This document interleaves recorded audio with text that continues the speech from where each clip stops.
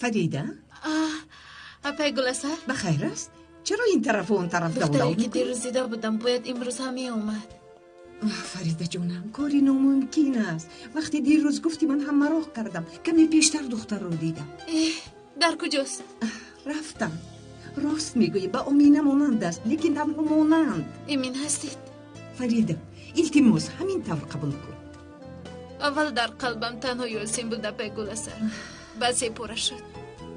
لیکن کودک رو به دستم نگرفته گفتند که مرده است. غمگین نشوم گفتگو کردیم، گفتن مرده‌اش رو ندیدم و 7 سال گذشت. فکر میکنم که دیگر نمیآید.